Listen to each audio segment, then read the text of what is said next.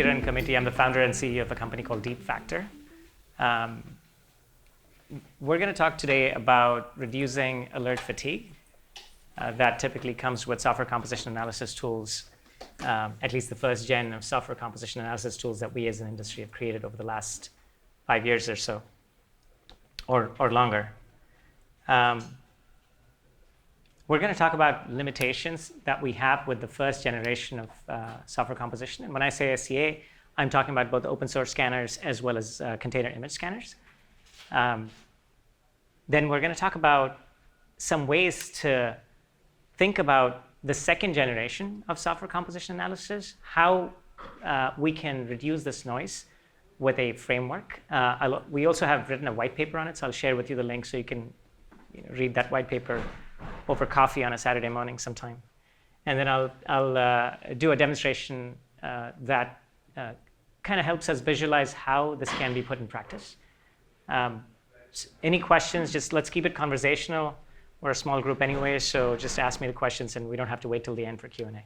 Yeah. How many of you guys are in AppSec? Okay, reasonable people. How many have used software composition analysis tools of some sort? Okay, good. And how many of you guys feel like they give out a lot of alerts? Okay. One last question. How many of you guys are in development right now? Okay. And ops? The rest of it, I guess. So how many of you guys have so many developers in your team that no matter how many security alerts there are, it's never an issue for you? All right, no hands went up, so everybody's awake. Awesome. So that's the problem we have in the industry right now. I think we as an industry have come quite far, especially over the last decade. We've written a lot of beautiful tools and identified various types of vulnerabilities in code, in build packages, in container images, at runtime, DAST, all of that is now, we have that in place, and that's how the evolution of AppSec has happened.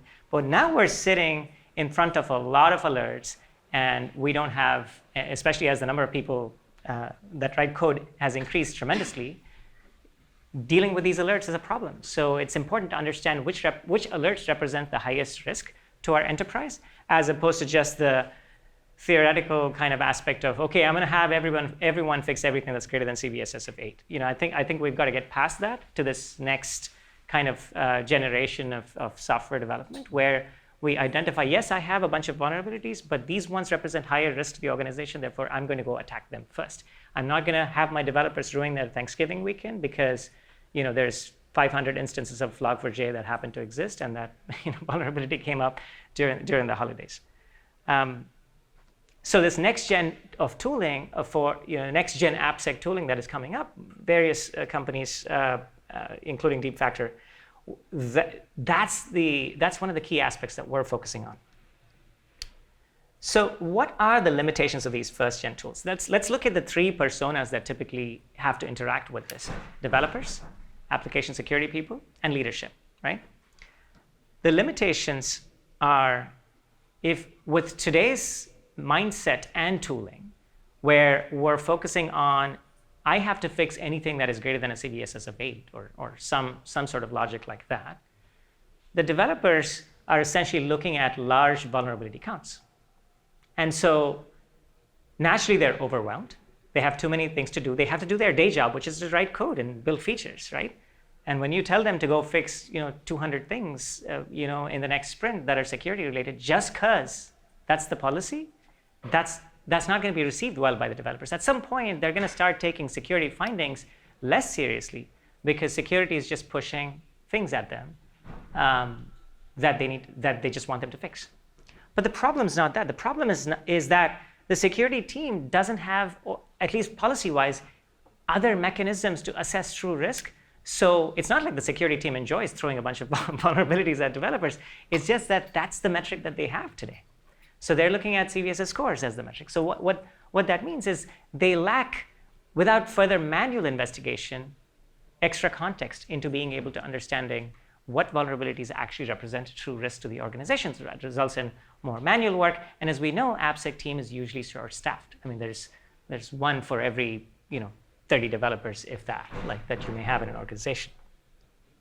So AppSec team is then viewed as somebody that blocks these releases for developers, and developers aren't happy with it.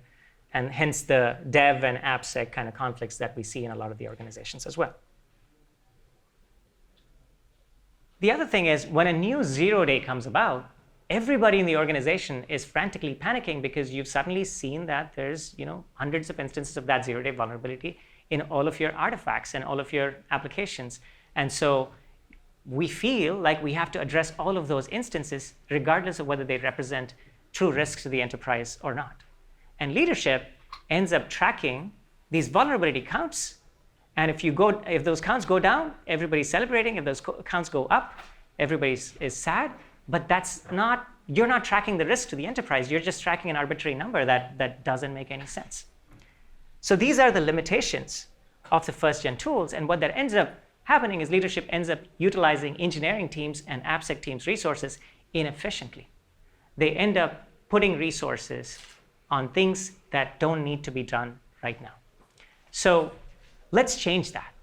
What is the holy grail? These are the problems for today. Where do we want to be going forward? We want to get to the situation where, in addition to being able to say total vulnerable severe, we want to be able to say these are the reachable and used vulnerable components in my application. I ran my application in my dev, test, staging, production, etc.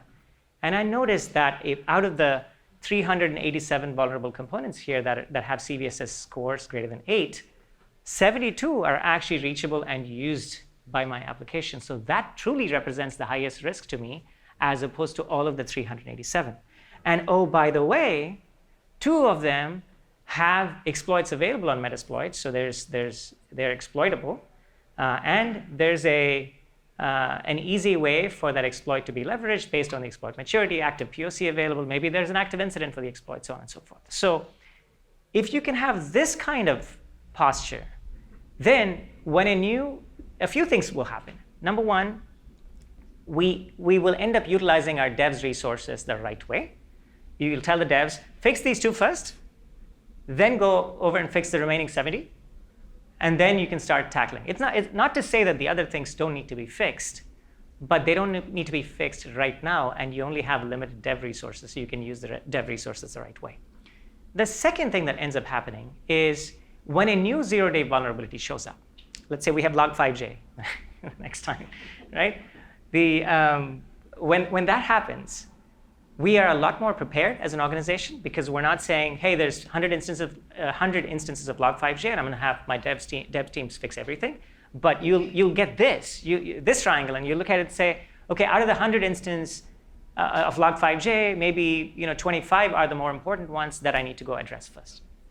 That maturity helps us handle 0 days not just in a more organized way, but it also helps the AppSec teams give the engineering teams a break. Like, for example, you can say, fix these 20 things first, go take your Christmas break, come back, and do the other things. For some reason, these always seem to pop up during holidays, so it's important to have that human aspect of it as well. So how do we get to this triangle, right? The triangle assumes that we have visibility not just into how the application's artifacts are, what the artifacts are, what the dependencies are, but the triangle also needs data about what your application is doing when your application is running in your dev, test, production environments in memory. If you're able to have binoculars inside that, how your application is behaving at runtime, that data needs to be merged with the static scan data in order for you to be able to efficiently get to this triangle. So what we have identified is 6 parameters that we together call SCA 2.0 parameters that one needs access to, one needs information on about every application that you have in your environment. And if you're able to get these 6 parameters, then you can come to that triangle and make risk-driven decisions. And this is the white paper that we wrote on. I'll share a QR code for it at the end. The 6 parameters are The most important one that we've seen dramatically reduce the noise is runtime usage. You may have a bunch of things in your container images, a bunch of packages installed in your container images, a bunch of dependencies that your application is calling. But if that dependency never gets loaded into memory when your app is running, in your dev, test, production environment for 3 days, 5 days, etc., then that represents lesser risk to your organization. You can argue, hey, look, it's theoretically reachable. Maybe at some day it'll be reached. But if you baseline your application for a full week, and if you're still not touching that, reaching that component today, then that naturally is something that you don't want to fix right away. You would prioritize something that is reachable over something that is not reachable, right? If you want the theoretical list of everything that's reachable, you have your code anyway. So you have your SCA results anyway. So the goal here is to prioritize what's important. The second one is reachability and usage are kind of intertwined in a little way because there's a couple of different ways to do reachability. One is using static code analysis. That will give you reachability for dependencies, but not packages in your container images. And even with dependencies, there's quite a few limitations of doing it in a code-based, call graph-driven, reachability way, because some components get dynamically loaded. Your operating system flavor changes. Your shared objects that are sitting in your container images get lost. All of those things cannot be detected by static code kind of reachability. So if you truly want to do reachability the right way, you need to do it at runtime. So reachability and runtime usage are in a way kind of intertwined. The third parameter is exploit maturity. And you're now beginning to see a bunch of software composition analysis vendors come up with risk scores that are driven by EPSS and a few other exploit frameworks. Exploit maturity typically consists of, for those of you that aren't familiar with it, whether an exploit is available, meaning is something there on Metasploit, some script that is available on Metasploit or equivalent that a script kiddie or an attacker could just take and leverage to attack or exploit the vulnerability in question. And if it is available, then the chances of someone leveraging it becomes higher. And if there's an active POC for the exploit, then that's even higher. If there's an active incident that has happened using that POC, then that needs to be taken even more seriously. So tracking exploit maturity is another vector that will help you understand how the likelihood of an attacker to exploit the vulnerability in question. Topology of your application. Your application, again, this requires visibility into how your application is deployed. If your application is deployed, are there any internet-facing components in your application? Do you have certain components not talking to certain other components that need to be taken into question? And if you do that, you'll be able to, again, filter out whether that specific vulnerability in question actually applies to you and is relevant to you and represents higher risk. Severity. We all know severity, because that's what we've been using all this time. And severity comes in a couple of different flavors. CVSS score is the standard one that everybody uses. But there's also this vendor-assigned severity column that I think sometimes we need to pay attention to, because vendor-assigned severity might actually not correlate exactly one-on-one with CVSS scores. So your CVSS may be 9.8, but your vendor-assigned severity might be high, not critical, because of whatever reason the vendor has done the research and understood that it may not be less serious. So some organizations take that seriously, some don't. Some still go by CVSS scores, really up to what your policy is. But it's a good idea to have an understanding of what is going to be your organization's policy around severity, for example. Are you going to go by CVSS? Are you going to go by vendor assigned, or is it some kind of combination of two? The sixth one is applicability. There may be a CVE that might apply to JDK 7.x, but your application might be using JDK 8.x, and therefore the CVE might not even be relevant. Or your application may be using Ubuntu, XYZ version, but the CVE might be applicable to a different Ubuntu flavor, for example. In that case, again, that's another way to kind of filter down, because the CVE may not apply to you. So going back to that triangle, our goal, our holy grail, is to get to that triangle. The triangle that I showed in the previous slide gives the tiers of risk and what is the most important to act upon now. These 6 parameters are required in order for us to form that triangle. And in order to get to these 6 parameters, we need visibility into both the static artifacts, which is your code that is being scanned, your container artifacts that are being scanned, as well as your running application behavior. So that, in our vision, is what represents the next generation of application security. And so you not only need to drop scanners on the left that we do today, right? Scanners for scanning your, when I say left, I mean left of the CI pipeline, like scanners for scanning your container images, for scanning your code, for at pull request submission time or build time, et cetera, all the things that we do today with our first gen of SCA tools. That's important. We need to continue to do that because that gives us a shift left way of acting on things.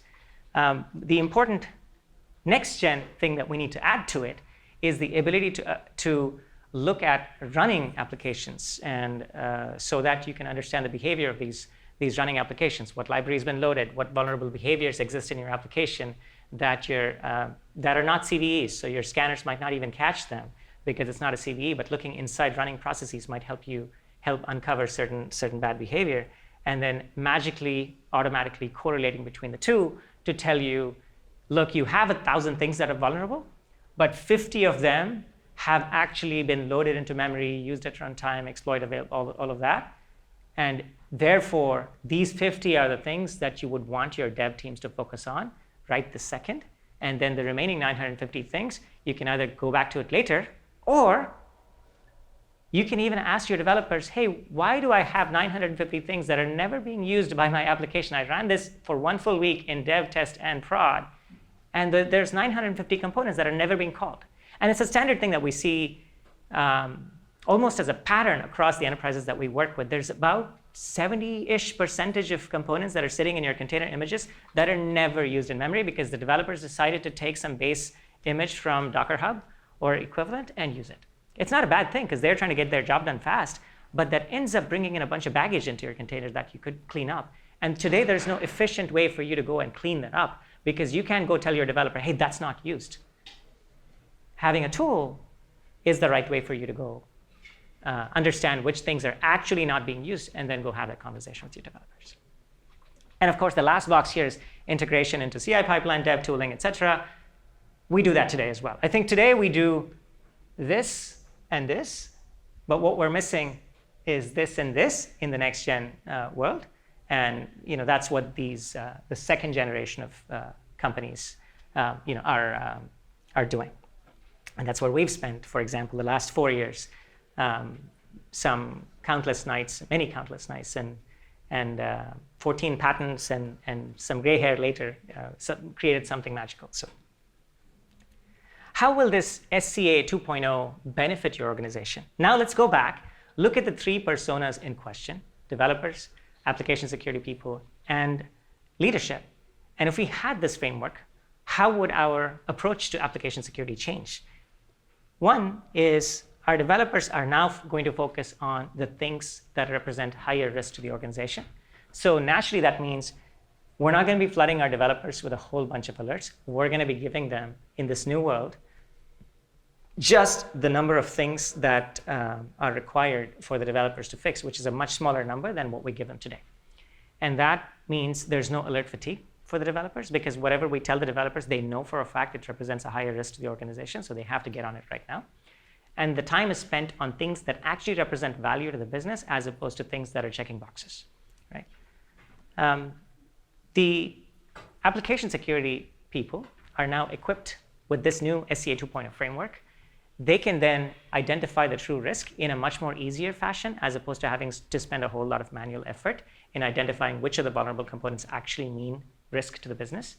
And when there's a new 0 day, they're much better prepared because they're now saying, okay, look, you have 1,000 things, but 100 places where log4j exists, but I'm going to only have my devs fix these 10 things, go take the Thanksgiving break, come back and fix the remaining 90. And that makes for a much more mature, kind of better AppSec and Eng relationship as well.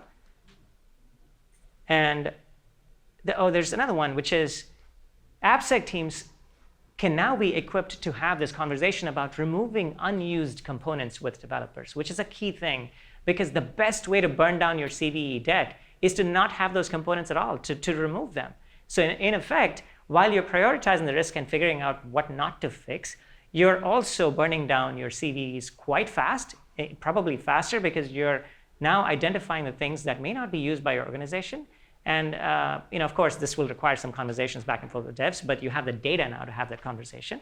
And that might result in much slimmer artifacts, much slimmer applications, resulting in much less number of CVEs as well over time.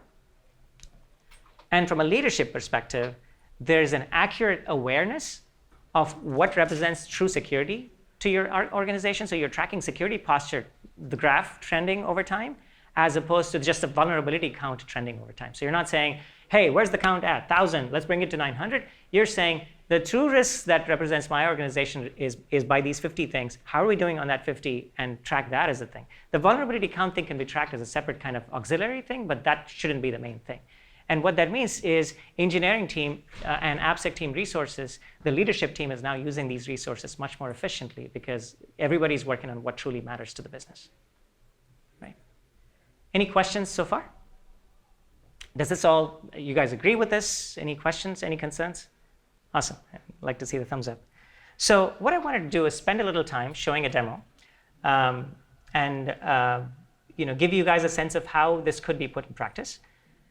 This is not intended to be a deep factor demo, but deep factor is the tool that we've developed for this over the last 4 years. I'm going to show it using our platform.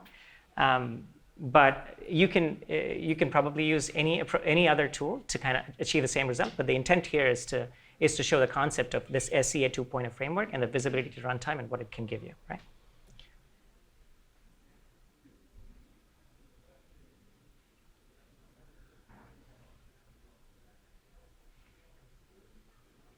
All right, there it is.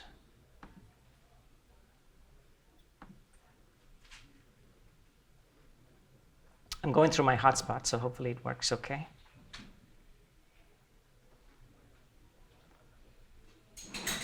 Okay, so I'm going to go to this application called Bank of Anthos.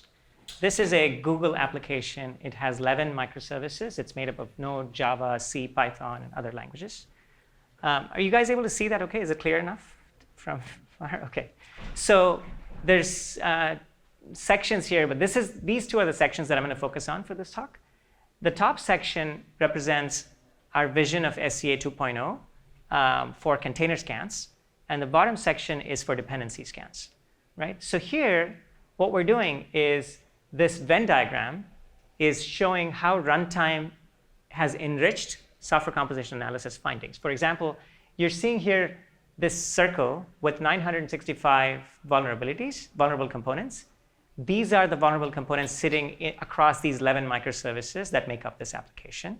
Normally, if you were to do a container scan statically, that's what you'd find. You'd find, okay, there's 965, and the pink circle here represents that there are 25 of those vulnerable components where exploits are available. But the magic is this blue circle, which tells you which of those components actually got loaded into memory when your application was running for a certain baseline period. Let's say the baseline period is 3 days, 4 days, 1 week, depending on your application. After that baseline period, your application is touched, especially if you've run it in multiple environments like dev, test, prod, and you've taken a union of everything, then you've essentially touched most of the reachable components that matter. Yes, of course, there may still be some components that are not reached, but if they're not reached after 1 week of running your app in all of these environments, do they represent high risk? You have to take them really that seriously? Maybe not as much, but that's really an organization policy, right? So now here, let's take a look. Instead of telling our devs to go look at these 965 and filter based on CVE, we can take a look at this intersection of the 3 circles first, which basically says 2 of the 965 are used at runtime, they're exploit available, and they're vulnerable. So that represents the bottom tip of our triangle that we need to focus on right this second because they represent actual risk to the application. The second one is 72 of these vulnerable components are used and vulnerable. There's no exploits available for it, but that's the bottom, the second to the bottom part of the triangle that we had in the slide. So 72 need to be taken with the second level of seriousness because while exploits are not available, they're used and they have vulnerabilities. And of course, there needs to be a criticality circle as well, which will probably bring this down even further. The other question to be had is, hey, by the way, why are there so many things in the red circle that are not overlapping with the used circle? These are the unused components that are sitting in your application. So you can have that conversation with the dev or DevOps teams to understand maybe there's a possibility to remove a whole bunch of them and slim down the sizes of your artifacts. That's for container scans. That's on the top. Now let's look at dependency scans. Here we're looking at the application is made up of Java, Node.js, and Python. So we're seeing these dependency scans. The red ones represent the vulnerable components. But here again, it's really hard to see probably, but I can. Zoom in on that? Yeah, I can.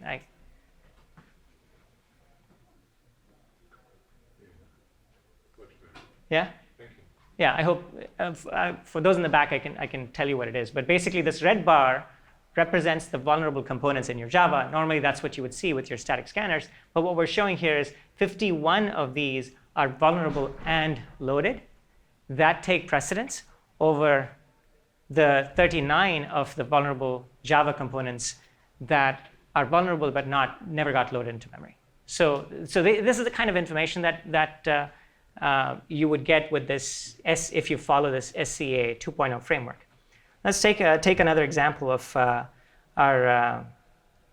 How many of you guys had to deal with the OpenSSL vulnerability last Thanksgiving? Yeah, somewhat. Yeah. Did that cause any kind of frenzy?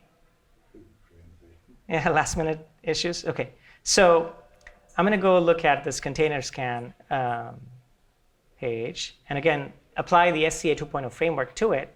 In this case, I'm seeing a bunch of these components. Like I have, for those of you that can't see from the back, it's 1,928 components. But if I filter based on which of them are vulnerable, brings it down to 965. Which of them actually got loaded into memory, it brings down to 72.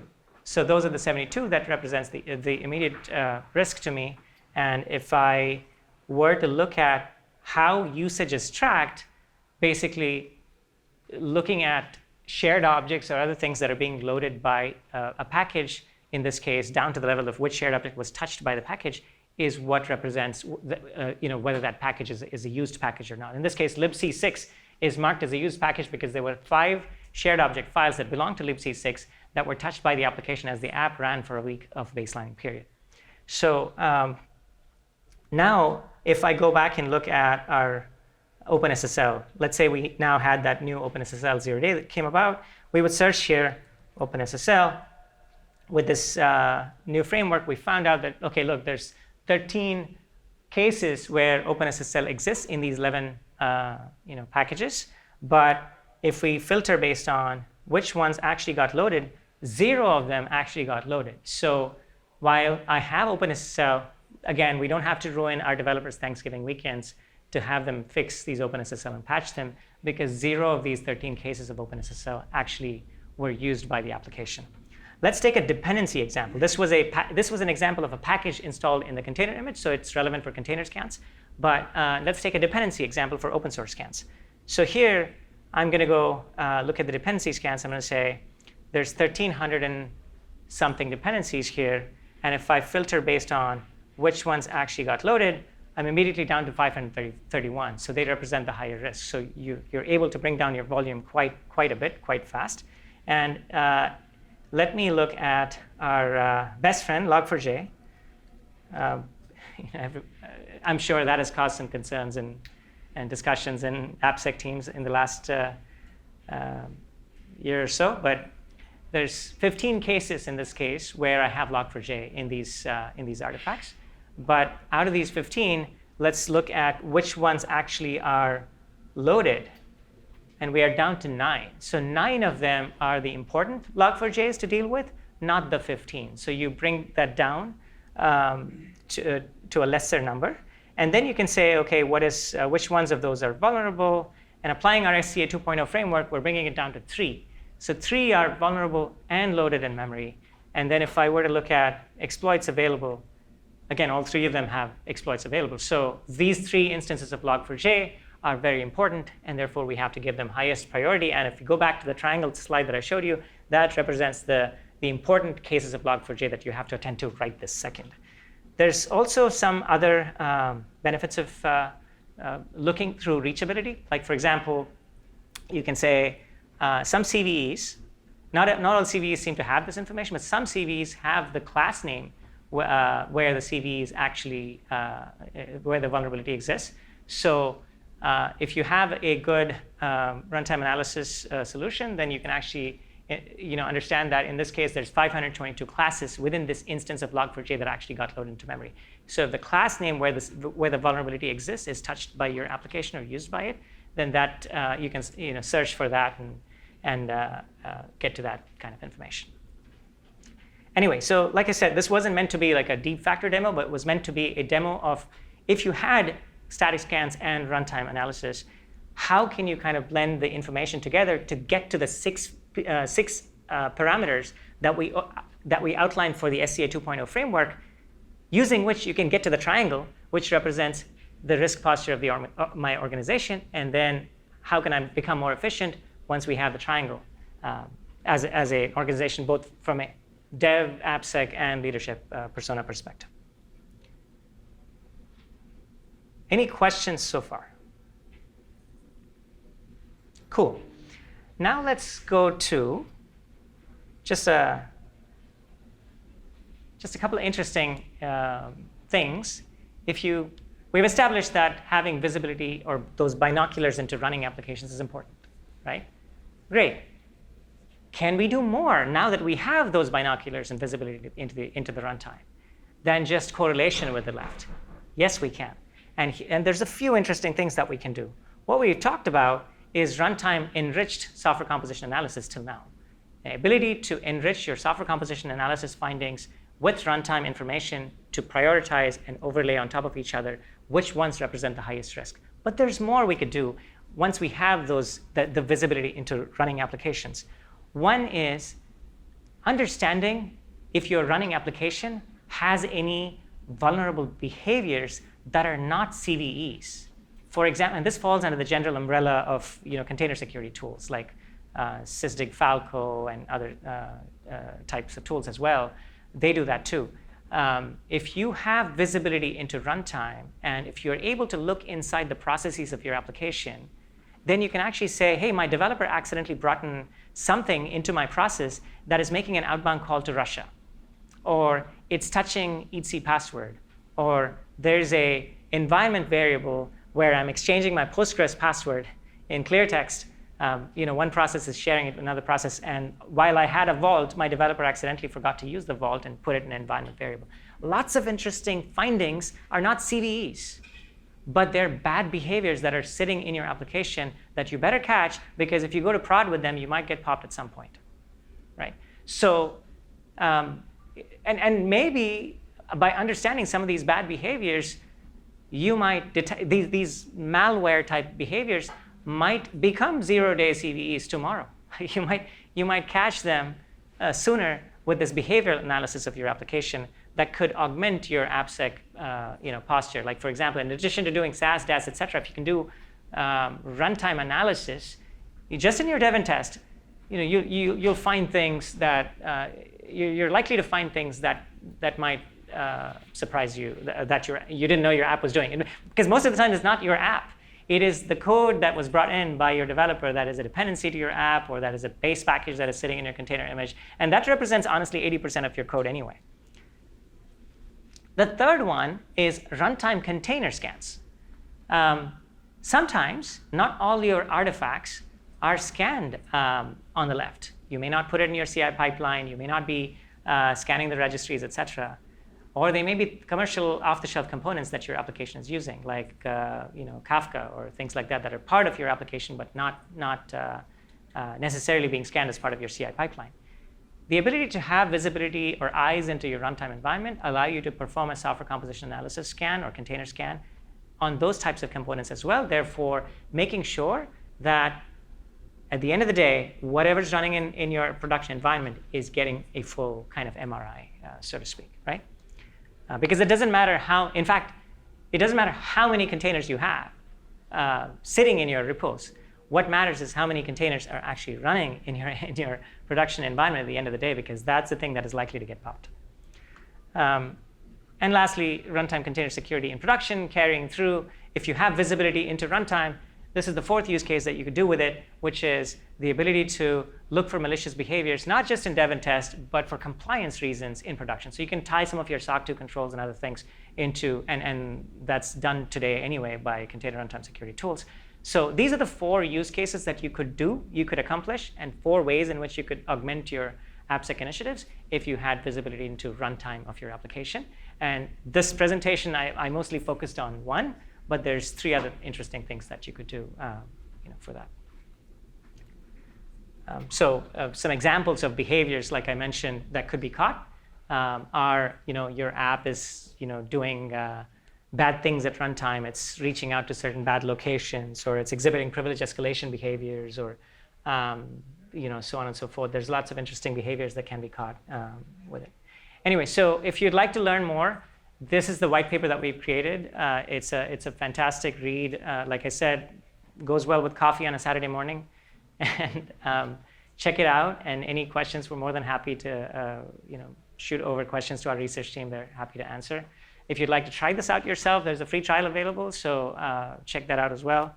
And then if you guys have any questions or would like to contact us, I'll be waiting at the DFactor booth in that room as well, so feel free to stop by and talk to me. Or connect with me on LinkedIn. This is the way to connect with me. This is the way to connect with follow the company. So looking forward to geeking out with you all.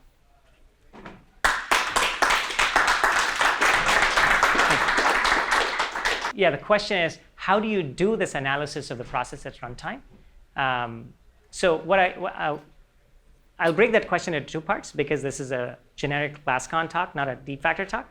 But I'll do 2 parts. First part is, what are the different approaches that one can take to assess runtime, to investigate running applications, and then I'll tell you what we have created and how we do it. Yeah, does that sound reasonable?